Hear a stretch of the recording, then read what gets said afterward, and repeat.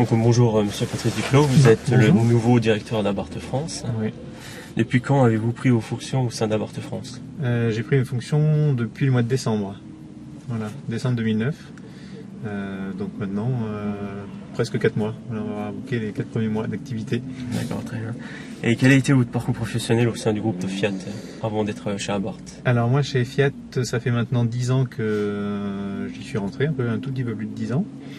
J'ai fait toute ma carrière dans le groupe. Je suis rentré stagiaire à la direction régionale à Bordeaux, au commerce.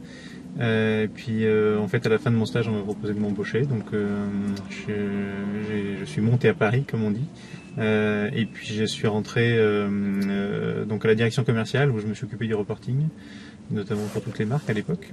Ensuite je suis parti un petit peu sur le terrain vers la région nantaise pendant presque 2 ans, et puis je suis revenu ensuite pour travailler le produit Fiat, donc j'étais chef de produit. Et après ça, j'ai fait encore responsable du produit Fiat, donc c'était une période aussi assez sympa. On était j'ai connu les grandes difficultés du groupe Fiat et puis la remontée.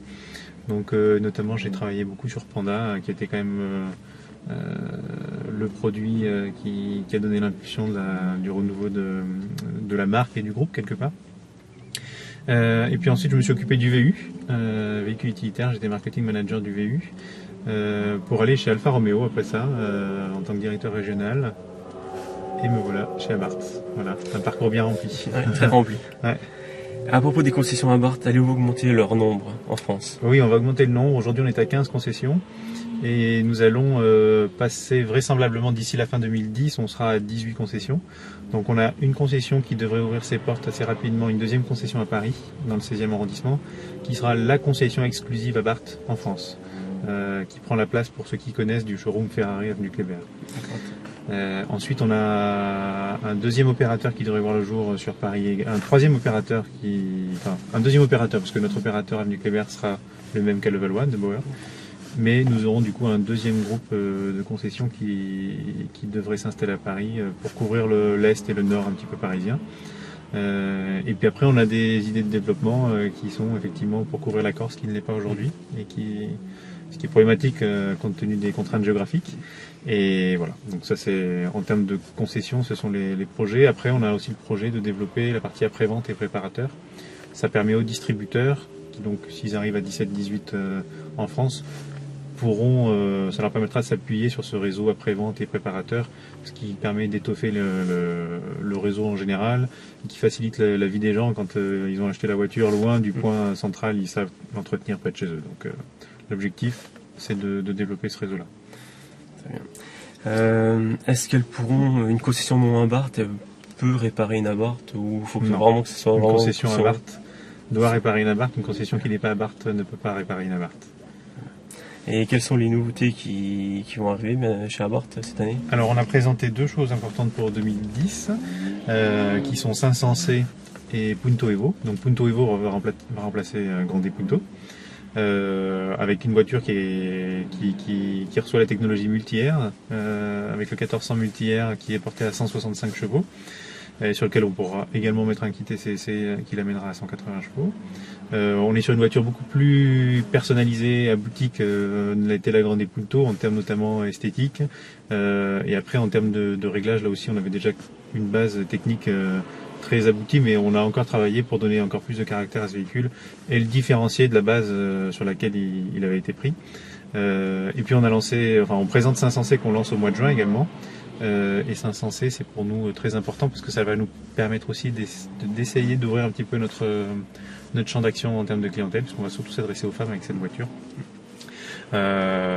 Sans pour autant renier la clientèle masculine, mais on sait que a priori le cabriolet avec une boîte robotisée de série, ça va quand même nous permettre de toucher une autre clientèle. Donc 2 produits importants qui vont forcément pour Punto amener un peu plus de volume, et puis sur 500C aussi complémentaire, même si ça peut cannibaliser un petit peu le coupé entre guillemets. Mais voilà, donc c'est une année riche pour Abarth en termes de produits de série. Puis il y a une troisième chose qui est Tributo Ferrari, dont on entend parler depuis quelques mois et qui avait été présenté à Francfort l'année dernière.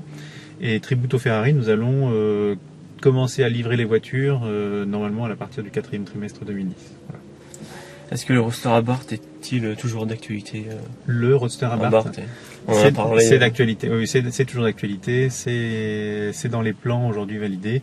Maintenant, avec les rapprochements, notamment américains, avec le groupe Chrysler, il y a eu beaucoup de choses qui ont été retardées, repositionnées, redécidées, mais aujourd'hui, on est sur un plan produit pour Abarth qui va aboutir à ce modèle exclusif, puisque parce que notre grand patron l'a validé. On a des impératifs de volume, certes, face à ça, mais a priori, je pense que pour le retour d'Abarth sur le marché américain, coïncidera également la sortie d'un modèle exclusif à la marque. Voilà.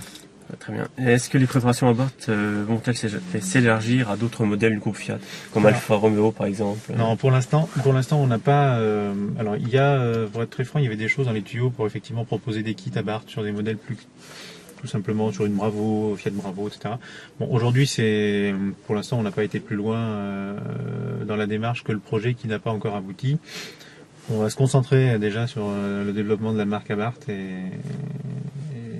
en elle-même, et je pense que ce sera bien. Quel sera le prix de vente de l'Abarth Punto Evo? Est-ce que vous avez des infos? Oui, des infos j'en ai, mais des infos que je puisse communiquer, non. Aujourd'hui, je peux pas vous donner de prix précisément. On est en train de travailler dessus. Donc et pour Punto Evo et pour 500C.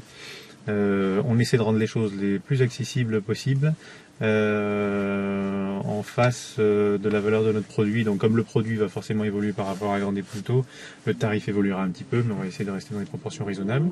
Et puis sur 500C, on va dire que le simple ajout technique d'un certain nombre ne serait-ce que la boîte par exemple robotisée, alors le coût classique d'un cabriolet plus la boîte robotisée, on va faire augmenter le prix.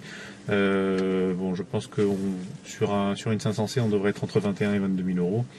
Et sur une Punto Evo, on sera en dessous de 20 000 euros, largement en dessous de 20 000. Et quel est l'intérêt du kit SAIC pour la Grande Punto Evo, sachant que l'écart de puissance est très faible, 15 chevaux?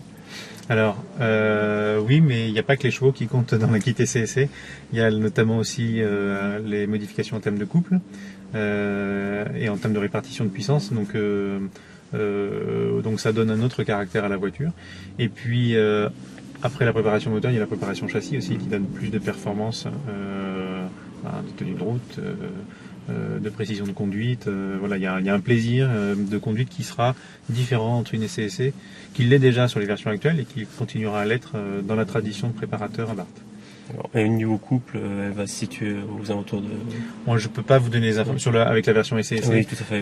Je peux pas vous donner encore les informations, je ne les ai pas. Mais voilà, on est toujours en train de travailler sur l'optimisation de ces données techniques. Très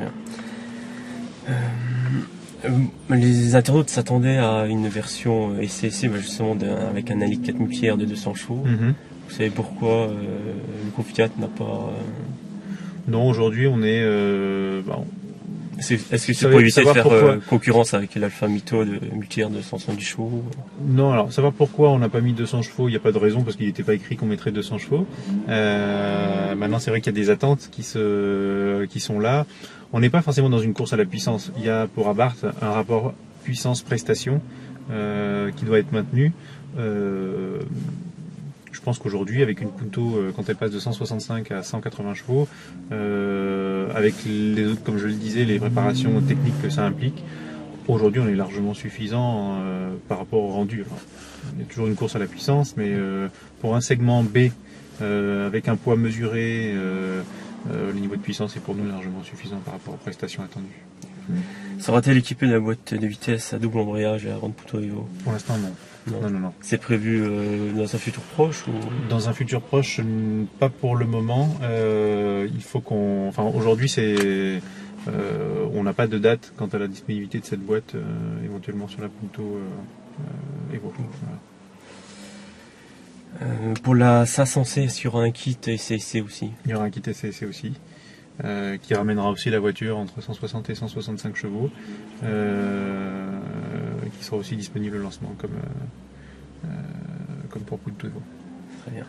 Et quelles seront les manifestations organisées par la marque Abarth France pour l'année 2010? Alors pour l'année 2010, on a on a des grands projets pour l'année 2010. On veut refaire vivre la marque Abarth au travers de ses possesseurs. Et on parle du club, il y a souvent l'histoire du club des anciennes Abarth, mais maintenant on est en train aussi de penser à ceux qui ont acheté leur voiture en France depuis mi-2008, et ils sont un petit peu moins de 1500, donc on va commencer à pouvoir construire quelque chose. Donc c'est là-dessus qu'on travaille et qu'on va très rapidement lancer un programme. Et pour répondre plus précisément après de quoi va être composé ce programme, c'est-à-dire que l'idée pour Abarth France et pour moi, c'est d'associer nos clients aux événements sur lesquels on est présent, comme on est aujourd'hui par exemple au Ferrari Days. On a associé un certain nombre de clients de nos distributeurs dans une opération qui est particulièrement privative, donc qui nous contraint en termes de nombre de personnes participantes. Par contre, sur les événements qui vont être où on va être présent dans le futur, notamment les Classic Days début mai, le Mans Classique au mois de juillet, on va essayer de proposer à nos clients de venir participer à ces événements avec nous sur des prestations avec leur voiture, on puisse organiser quelque chose avec des pilotes, avec Margot Lafitte qui est toujours souvent avec nous sur nos opérations. Voilà, pour qu'ils puissent profiter de leurs autos en toute sécurité, dans un moment privilégié, dans une ambiance de club. On travaille là-dessus. Plus d'autres choses encore que je ne peux pas vous dévoiler, mais je pense feront plaisir à l'ensemble de nos heureux propriétaires. Je vous remercie pour cette interview sur la chaîne Assetto Corse HDTV. Et j'espère qu'on se reverra bientôt pour d'autres manifestations. Avec plaisir, merci à vous. Je vous remercie.